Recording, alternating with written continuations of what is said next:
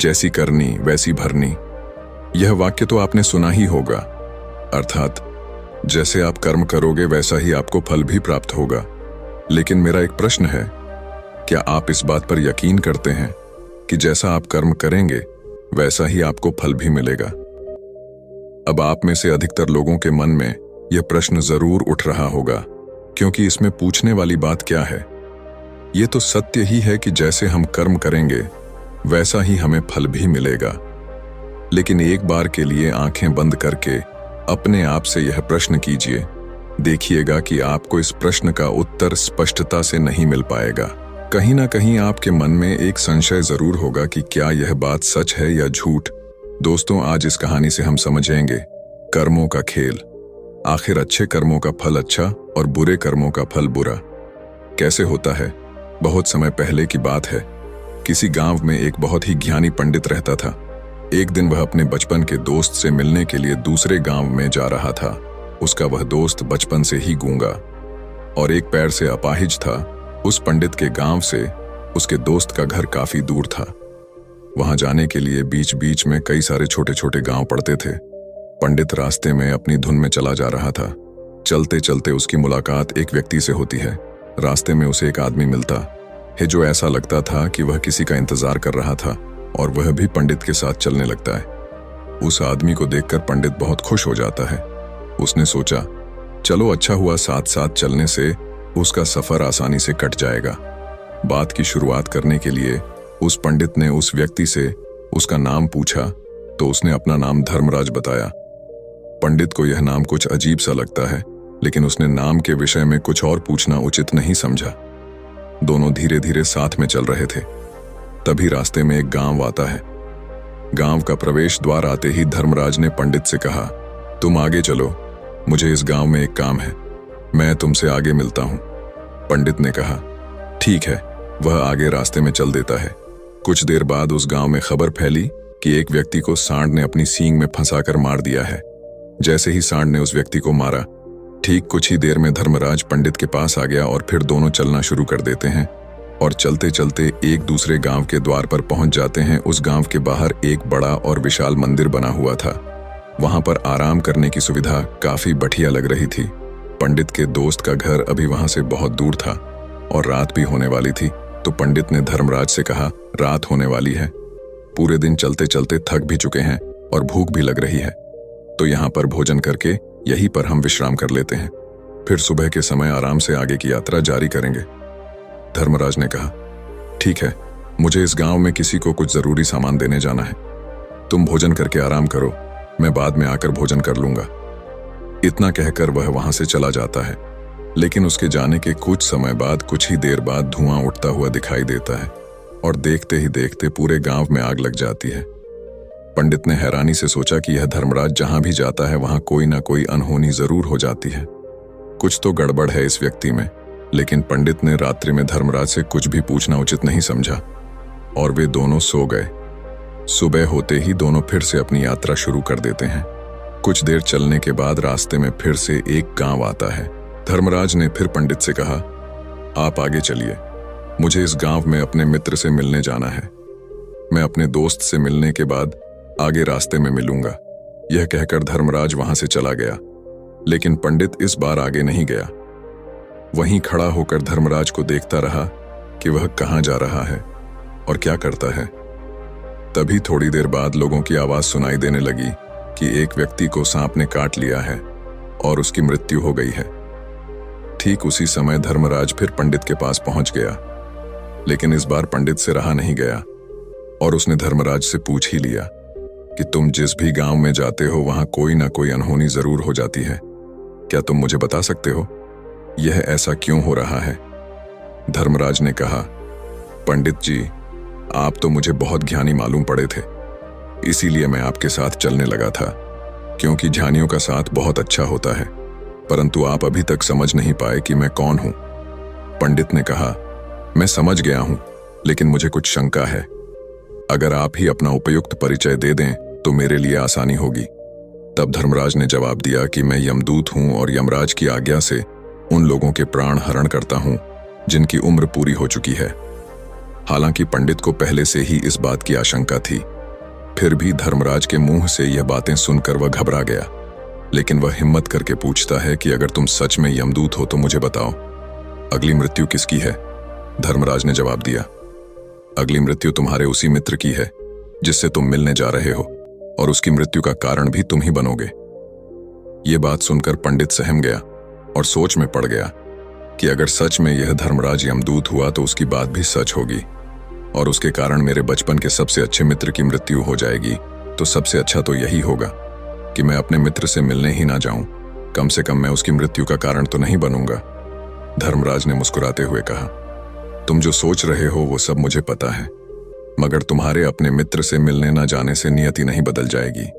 तुम्हारे मित्र की मृत्यु तो निश्चित है, और वह अगले कुछ ही पलों में घटित होने वाली है। महाकाल के मुंह से ऐसी बातें सुनकर पंडित को झटका लगा, क्योंकि महाकाल ने पंडित के मन की बातें पढ़ ली थीं, जो कि एक सामान्य व्यक्ति के लिए संभव नहीं है। अब पंडित को विश्वास हो गया कि यह धर्मराज सचमुच में यमदूत ही है। जब पंडित को यह पूर्ण विश्वास हो गया कि धर्मराज जी यमदूत हैं तो वह घबरा गया। वह अपने मित्र की मृत्यु का कारण नहीं बनना चाहता था, इसलिए वह पलटकर अपने गांव की तरफ वापस जाने लगा। लेकिन जैसे ही पंडित वापस जाने के लिए मुड़ा, उसने देखा कि उसका मित्र तेजी से उसकी तरफ चला आ रहा है, जो कि पंडित को देखकर अत्यंत प्रसन्न दिखाई पड़ रहा था। अपने मित्र के आने की गति को देखकर पंडित को ऐसा लगा कि जैसे उसका मित्र काफी देर से उसका ही पीछा कर रहा है, लेकिन वह बचपन से ही गूंगा था और एक पैर से लंगड़ा भी था। इसीलिए ना तो वह पंडित को आवाज देकर रोक पाया था और ना ही उस तक पहुंच पा रहा था। लेकिन जैसे ही वह पंडित के पास पहुंचा, अचानक ही जमीन पर गिर पड़ी और तुरंत ही उसकी मृत्यु हो गई। पंडित हक्का बक्का होकर धर्मराज की ओर देखने लगा, जैसे कि वह पूछना चाह रहा हो कि आखिर क्या हुआ। धर्मराज पंडित के मन में उठ रहे प्रश्नों को समझ गया और बोला, तुम्हारे मित्र ने पिछले गांव में ही तुम्हें देख लिया था और वे वहीं से ही तुम्हारा पीछा कर रहा था, लेकिन गूंगा और लंगड़ा होने की वजह से वह तुम तक नहीं पहुंच पाया। उसने अपनी पूरी ताकत लगाकर तुम तक पहुंचने का प्रयास किया, लेकिन बुढ़ापे में बचपन जैसी ताकत नहीं होती, इसलिए दिल का दौरा होने के कारण उसकी मृत्यु हो गई, क्योंकि वह तुमसे मिलने के लिए अपनी सीमाओं को तोड़कर तुम्हारे पीछे भाग रहा था। इसलिए अपने मित्र की मृत्यु का कारण भी तुम ही कहलाओगे।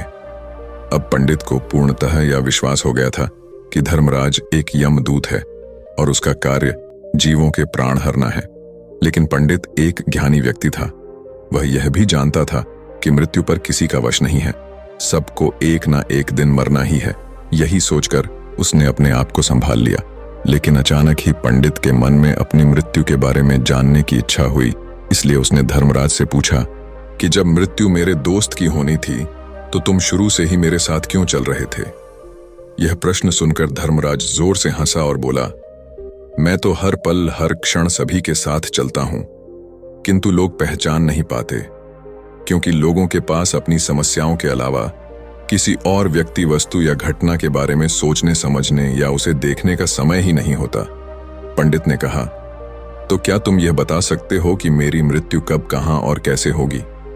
महाकाल ने कहा, हालांकि किसी भी सामान्य जीव के लिए अपनी मृत्यु के बारे में जानना ठीक नहीं है, क्योंकि कोई भी जीव हो या जानकर, वह अपनी मृत्यु के बारे में जानकर बहुत दुखी हो जाता है। हालांकि तुम जानी व्यक्ति मालूम पड़ते हो और तुमने जिस तरीके से अपने मित्र की मृत्यु को सहन कर लिया है, उसे देखकर लगता है कि तुम अपनी मृत्यु के बारे में जानकर भी दुखी नहीं होंगे। महाकाल ने कहा, तो सुनो, तुम्हारी मृत्यु आज से ठीक 6 महीने बाद आज ही के दिन किसी दूसरे राज्य में फांसी लगने से होगी, और सबसे हैरानी की बात तो ये होगी कि तुम स्वयं ही खुशी से उस फांसी को स्वीकार कर लोगे। इतना कहकर धर्मराज वहां से चला गया, क्योंकि अब धर्मराज के पास पंडित के साथ चलते रहने का कोई कारण न था। इसके बाद पंडित ने अपने मित्र के शरीर का अंतिम संस्कार किया और यथाशक्ति उसके क्रियाकर्म करके अपने गांव वापस आ गया। लेकिन कोई व्यक्ति कितना भी ज्ञानी क्यों ना हो, अपनी मृत्यु के बारे में जानकर दुखी तो होता ही है और मृत्यु से बचने का कोई ना कोई उपाय भी खोजता है। तो पंडित ने भी वही किया। क्योंकि पंडित विद्वान था, इसलिए उसकी पहचान उस राज्य के राजा तक थी। पंडित ने सोचा कि राजा के पास तो कई सारे ज्ञानी मंत्री हैं, वह मेरी मृत्यु से संबंधित समस्या का कोई ना कोई समाधान निकाल ही लेंगे। पंडित यही सब सोचता हुआ राज दरबार में पहुंच जाता है और राजा से सारी घटना के बारे में बताता है। राजा ने अपने मंत्रियों को सारी समस्या बताई और उनसे सलाह मांगी। अंत में सभी ने विचार विमर्श करके कहा, अगर पंडित की बात सही है तो उसकी मृत्यु भी 6 महीने बाद ही होगी, लेकिन मृत्यु तो तब होगी जब वह किसी दूसरे राज्य में जाएगा। यदि वह किसी दूसरे राज्य में जाए ही ना तो मृत्यु ही नहीं होगी। मंत्रियों की यह सलाह राजा को भी सही लगी। इसके बाद पंडित के रहने की सारी व्यवस्था महल में ही कर दी गई और राजा के आदेश के बिना उस पंडित से किसी को भी नहीं मिलने दिया जाता था। लेकिन पंडित कहीं भी आ जा सकता था, ताकि पंडित को यह न लगे कि वह राजा की कैद में है। परंतु पंडित डर के मारे स्वयं ही कहीं आता जाता नहीं था। धीरे धीरे महीने गुजरते गए और पंडित की मृत्यु का समय नजदीक आने लगा और अंततः वह भी दिन आ गया जिस दिन पंडित की मृत्यु होनी थी।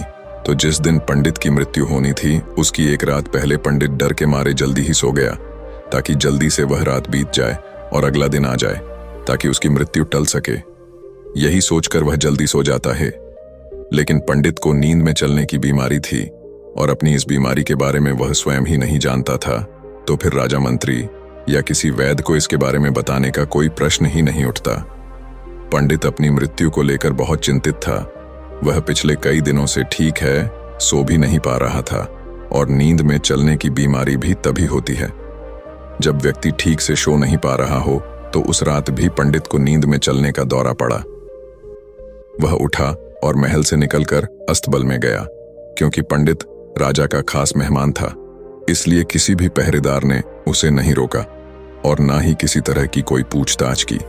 अस्तबल में पहुंचकर वह सबसे तेज चलने वाले घोड़े की पीठ पर सवार होकर नींद में ही अपने राज्य की सीमा से बाहर दूसरे पड़ोसी राज्य में चला गया। इतना ही नहीं, वह दूसरे राज्य के राजा के महल में पहुंच गया।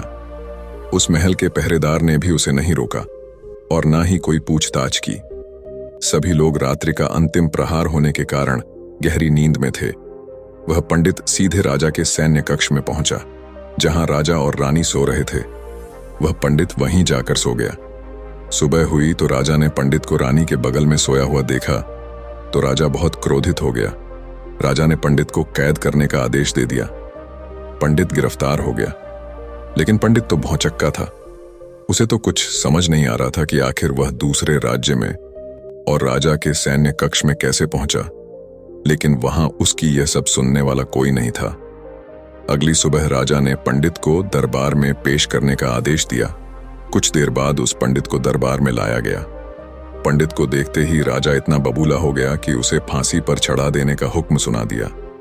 फांसी की सजा सुनकर पंडित कांप गया, लेकिन फिर भी थोड़ी सी हिम्मत जुटाकर राजा से बोला, महाराज, मैं नहीं जानता कि मैं राजमहल तक कैसे पहुंचा। मैं यह भी नहीं जानता हूं कि आपके सैन्य कक्ष तक मैं कैसे आया और आपके महल के किसी पहरेदार या सैनिक ने मुझे रोका क्यों नहीं। लेकिन मैं इतना जरूर जानता हूं कि आज मेरी मृत्यु होनी थी और वो होनी भी जा रही है। राजा को यह बात थोड़ी अजीब लगी। उसने पंडित से पूछा, तुम्हें कैसे पता कि आज तुम्हारी मृत्यु होनी है? राजा के इस प्रश्न के जवाब में पंडित ने पिछले 6 महीने का सारा वाक्य राजा को सुना दिया और बोला, महाराज, मेरा क्या किसी भी सामान्य व्यक्ति में इतना साहस नहीं कि वह राजा के सैन्य कक्ष में राजा की उपस्थिति में रानी के साथ सो जाए। राजा को पंडित की बात में थोड़ा तर्क दिखाई पड़ा, परंतु उसने सोचा कि यह मृत्यु से बचने के लिए धर्मराज और उसके द्वारा अपनी मृत्यु की भविष्यवाणी की कहानी बना रहा है। इसलिए राजा ने पंडित से कहा, यदि तुम्हारी बात सत्य है और आज यह तुम्हारी मृत्यु का दिन है, जैसा कि यमदूत धर्मराज ने तुमसे कहा था, तो आज तुम्हारी मृत्यु का कारण मैं नहीं बनूंगा। लेकिन यदि तुम्हारी बात झूठी निकली तो निश्चित ही आज तुम्हारी मृत्यु का दिन होगा ना, क्योंकि जिस राज्य से पंडित आया था उस राज्य का राजा इस राजा का मित्र था। इसलिए इस राजा ने तुरंत अपने 2 सैनिकों को पड़ोसी राजा के पास भेजकर पंडित की बात की सत्यता का प्रमाण मांगा भेजा। भेजे गए सैनिक शाम तक लौटे और उन्होंने राजा को बताया कि महाराज, पंडित जो कुछ भी कह रहा है वह सब सत्य है। पड़ोसी राज्य के राजा ने पिछले 6 महीने से पंडित के रहने की सारी व्यवस्था अपने ही महल में कर रखी थी। पंडित राजा का खास मेहमान था। कल शाम राजा आखिरी बार पंडित से उसके कक्ष में मिले थे और उसके बाद यह इस राज्य में कैसे पहुंच गया इसकी जानकारी किसी को भी नहीं है। इसलिए उस राज्य के राजा के अनुसार पंडित को फांसी की सजा देना ठीक नहीं है।